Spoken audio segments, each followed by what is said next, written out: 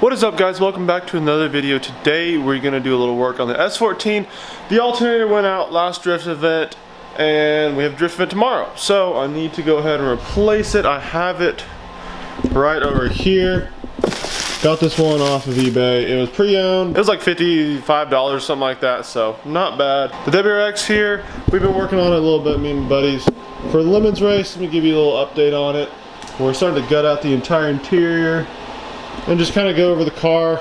It runs not the best. I think we're gonna just do some diagnosis stuff on it, maybe, you know, change the spark plugs, stuff like that. This thing's gonna be sick when it's done. It'll be fully caged out. It will just be an absolute monster or an unreliable piece of junk, but it'll be fun either way.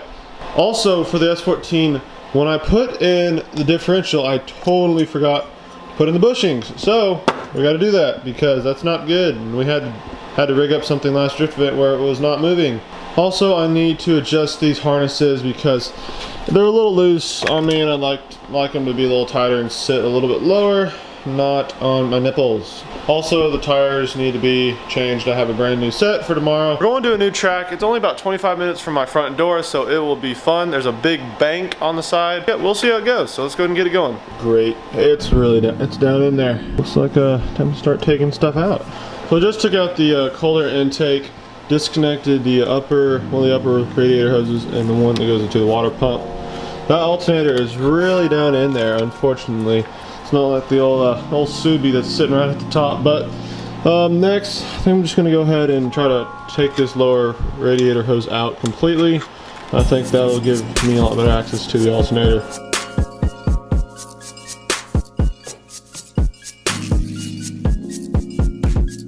Success! So I got this sucker out. I never officially tested that this was the issue, but the symptoms, and plus I just multimetered some things, but I never multimetered the alternator itself. My best bet, that's the alternator that was causing the problem. So here's the new one. This one's actually out of a 98, so I'm pretty sure it'll work. If it doesn't, I'm gonna be a little sad. All the connections. Uh-oh, that one's in the back. This one's in the front. Hopefully it'll work. It says a 98 240 alternator. So it came out of a kooky 90 amp, which I think that's what this is. I believe. Not exactly sure, but I'm gonna go ahead and throw that other one back in, make sure it's good to go. So the alternators are a little bit different. Let me go ahead and show you the few differences. Not a ton, but as you can tell, the power cable goes here, and on the new one it goes on the side. I'm guessing it's just from the year difference. Also, the plug connector goes into the side here. Goes into the side here. It's the same connector. So, and all the bolt holes and bushings and all that stuff. This appears to be the same on both of them. So I think I found the issue with the previous one. It might have actually not been that the alternator was bad itself. If you look down in here, you can barely see it, but the top bolt, this tensioner here for the top bolt, this was literally dangling out, and it was like resting on the belt. And I was like, I didn't know exactly what the heck was going on at first. I've never done this before, but I realized that is the tensioner. And I was even trying to wiggle the original one, and it wouldn't move. So I was like, well, maybe it did have tension. Maybe the belt wasn't just sitting here slipping. Come to find out, I bet you it was. So I think the bolt fell out of this alternator here. You can barely see that. It's supposed to sit like that and tension it up left or right, whichever way you need it to go. So I need to find a bolt for that, and it will feed through the little tensioner slot and into the back. I was able to find a similar bolt that I had laying around. It's actually from the 300ZX, but it's a little bit too long, so I'm gonna run up to Ace Hardware and hopefully they have one in stock, which I can throw in real fast. Just got back from Ace, picked up a bolt here. I picked up a couple different kinds. You can see it's the shiny one. It seems like it's gonna work. Here are a few other ones I picked up just in case I needed some other size. But right now, Matt's WRX, his blue one, I'm not sure if it's been in a video yet, but it's actually broke. He was driving yesterday and it stalled out several times. Now it's not starting. I think it's the starter.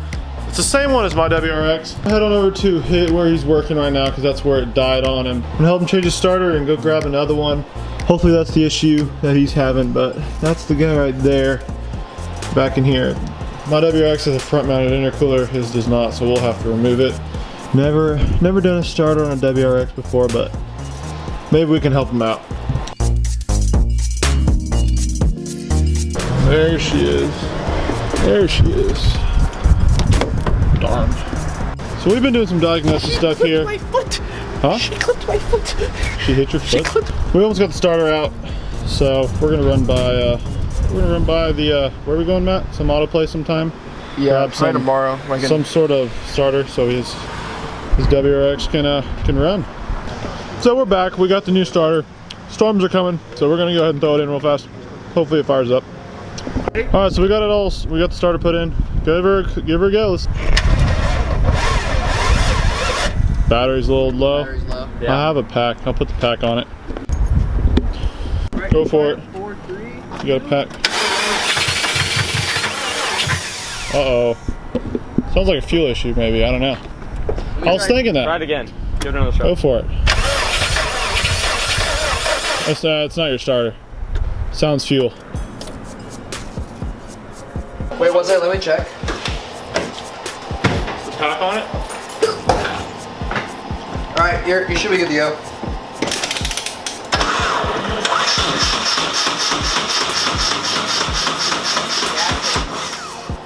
Give me a little gas.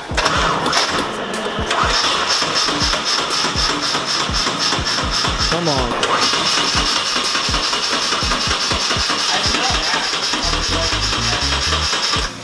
It would have started Spark gas. We'll figure it out. So 240 didn't start up after replacing the alternator. Storm's about to come. Supposedly it might be a little bit of hail. So we put the 240 outside, put the WRX in here because it has no windows and it would just get flooded. And the other STI in here. The little red BMW's outside.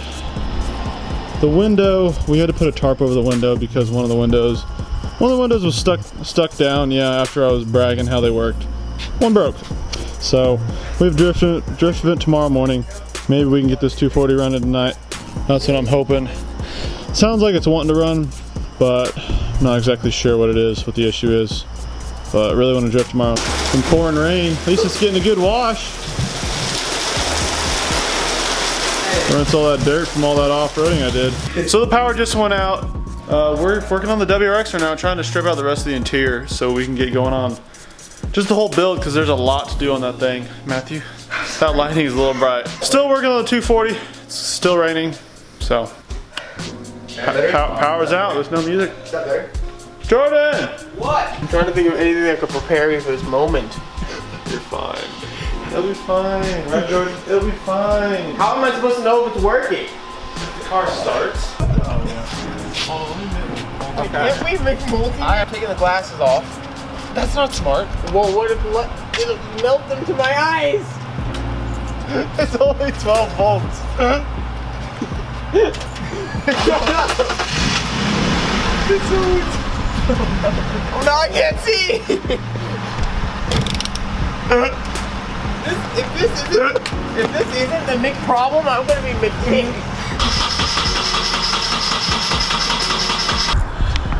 We're having trouble with the fuse box and the car starting. It's not firing up. We don't know why. We think it might be fuse or fuel, but it was literally, I was driving on the track and then it just died last time. And replaced the alternator, now it won't start up. Not exactly sure what the issue is. In fact, Jordan's about to get just sprayed with fuel.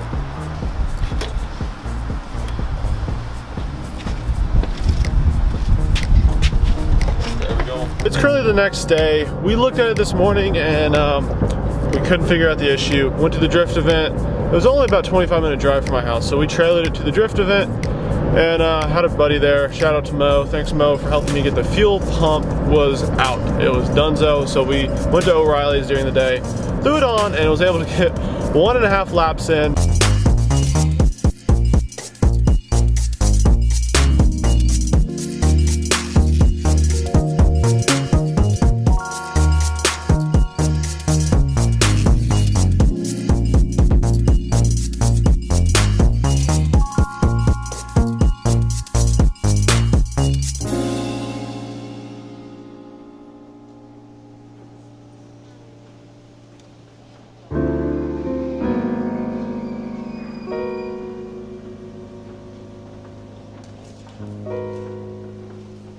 So I'm grateful it's better than none.